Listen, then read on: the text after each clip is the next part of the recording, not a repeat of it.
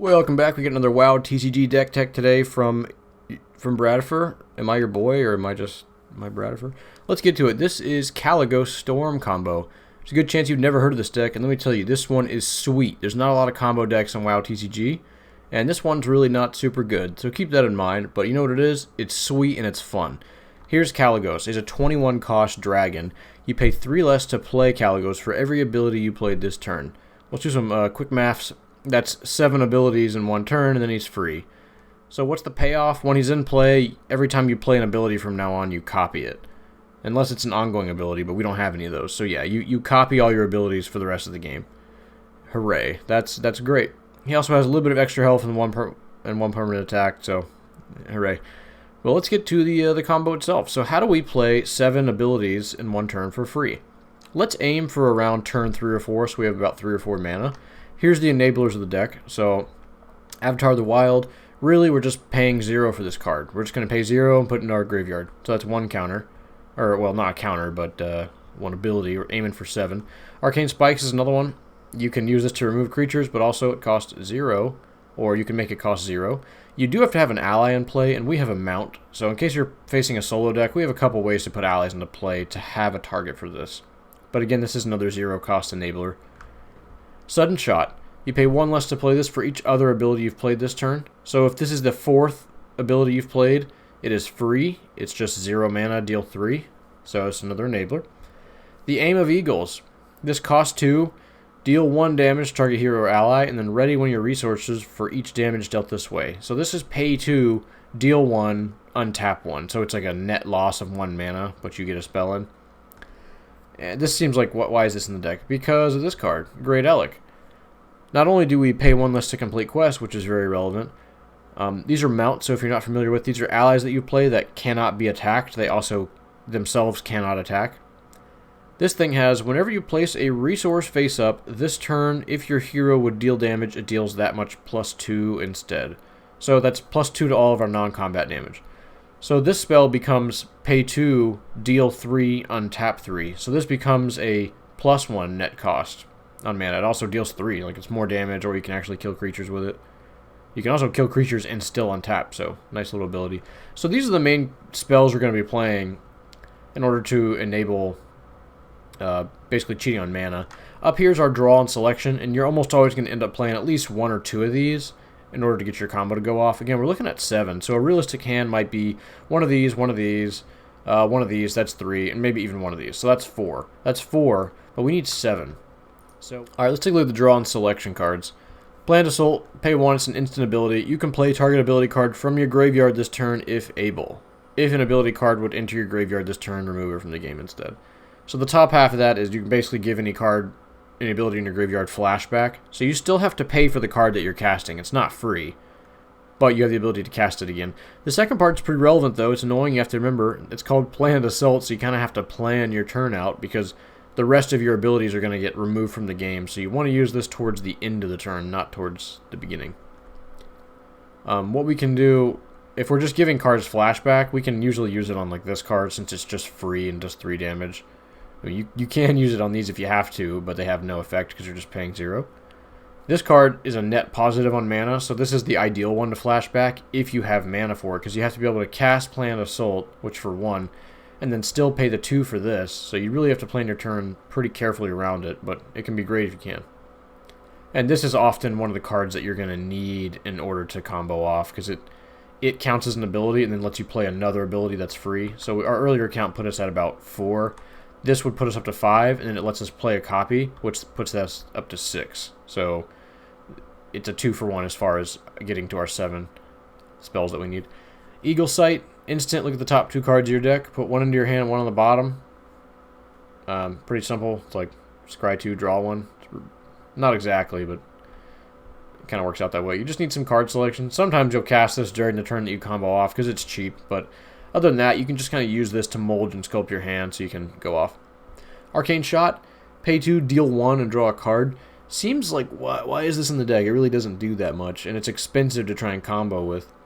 This is a card that's much better later on when you actually have Kalecgos and you get to start copying your abilities, because this plus Elekk, you end up doing deal 3 damage, draw a card, and then deal 3 damage, draw a card. That's a really powerful ability, and like single-handedly one of the cards that will win you the game once you have Kalecgos out.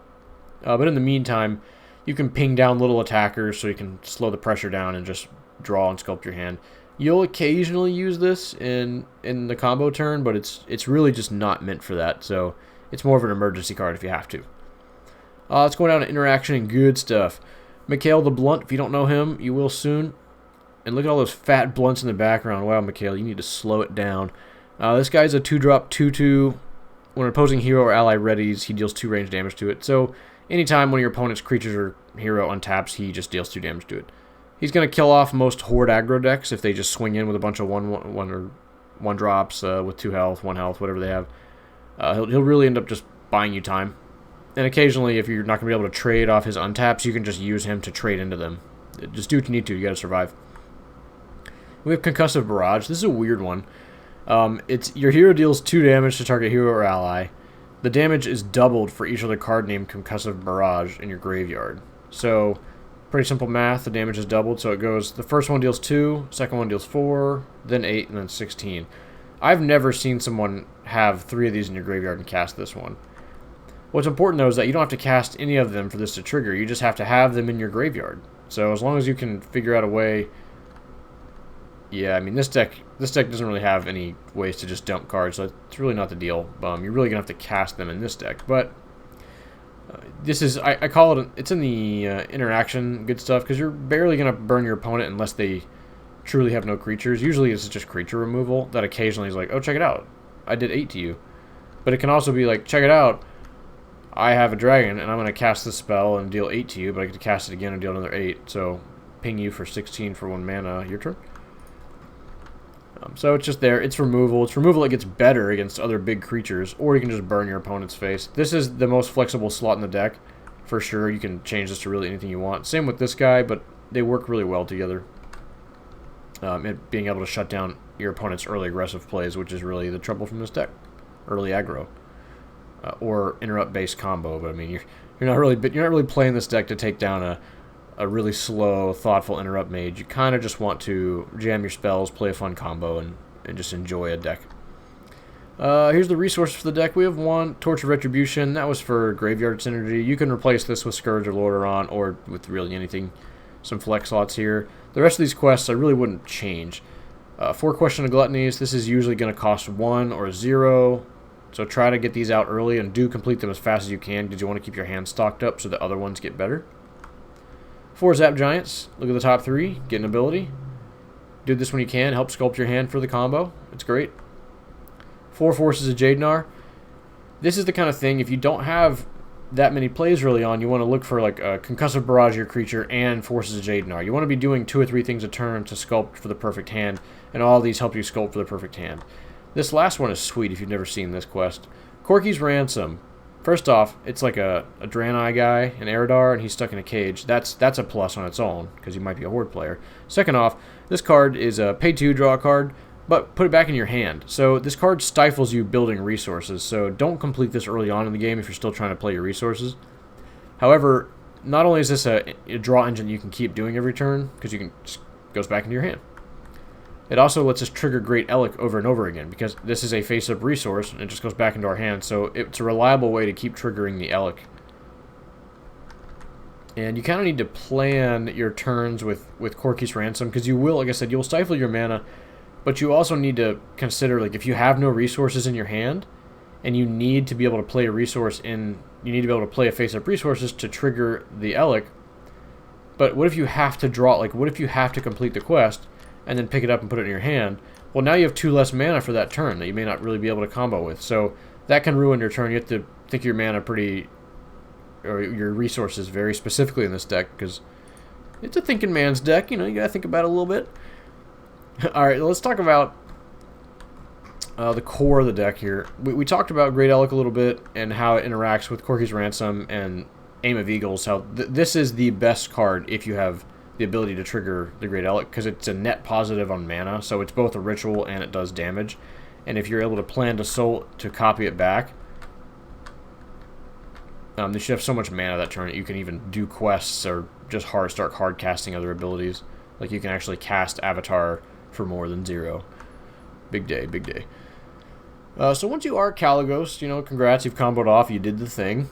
What do you actually do with it? Well, you can start, it just doubles up on all of your abilities. So your card draw becomes pay 1 and draw 2. It's a selective 2, so it's pay 1, draw 2 decent good cards. They're not just the worst cards they could be. We talked about Arcane Shot a little bit, how you can do a lot of damage with it, especially with Elekk, and you can start drawing a lot of cards. Another really fun one, once you have Kalecgos out, is Planned Assault, because when you cast Planned Assault, you get to cast another Planned Assault, so you could give flashback to 2 cards. So you could give flashback to, like, cast Planned Assault, and that counts as 2 abilities. And you could say, cast an Arcane Shot, do some damage, and draw some more cards with that, which draws multiple copies, and then this it lets you choose 2 different targets in the graveyard, so maybe one copy is targeting Arcane Shot, and when you cast that Arcane Shot, you got to cast it twice, deal 2 damage, draw 2 cards. The other Planned Assault could be used to target something like a Sudden Shot, which is just sitting in the graveyard, and now it costs 0. And so you'll say, alright, I'll copy Sudden Shot, and when you cast Sudden Shot, it makes another copy of that, so then you get 2 different copies of 3 damage Sudden Shot, or 5 damage if you've got the Elekk in play. Really, the Elekk is the key to winning games after Kalecgos is in play. If you somehow mess up or you're having to play control and you just can't get the number of cards in your hand to cast Kalecgos, Elekk becomes your new win condition. Cast some abilities that do a lot of damage. As long as you can survive and draw more abilities to do more pumped up damage, then you've got a way to win the game. Avatar of the Wild's another easy way to win. I mean, you can just cast them for 5, hit for 5. Later on in the game, Planned Assault, cast the Avatar again, maybe summon a 6/1, or whatever mana you can afford. You can just play some creatures with ferocity, kill your opponent that way. In between all this burn, you can actually win with just little avatars and Mikael triggers and a little bit of Great Elekk pumped up burn triggers. So it's a very, very unconventional deck. It's such a blast to play. It's pretty easy to interrupt. I mean, if your opponent has interrupt spells, or they're a warlock with discard, or they have no allies in play and you can't target anything with this Arcane Spikes, like, it's just not that hard to mess with. But you know what? It's a freaking blast to play, especially the moment you combo off. It just kind of makes you sit there and think, yeah, this is why I play card games and video games, so I can turn into a dragon and cast Planned Assault on 2 different copies of Arcane Shot, and then Arcane Shot my opponent 4 times, pumped up by Elekk, and win the game. Like, that's what I want to do. That's the story I want to have, and I have had that, and it's a great time. I hope you guys try out Kalecgos Storm combo. See you next time. Okay, well, there's no sideboard because I have no idea what to sideboard for this deck. I don't even know what improvements need to be made. Like, it's a hunter. I don't even look at this class in general. You know, it's just not my style. But if you guys have advice for sideboard cards, I mean, we're Alliance. I guess you would just play like ability and equipment destruction, some kind of anti-control, anti-this or that. That's fine. I just didn't want to go to the effort to make a sideboard for a deck that you really shouldn't be playing in games that you need to sideboard. Like, you're just playing this for fun. So have a blast.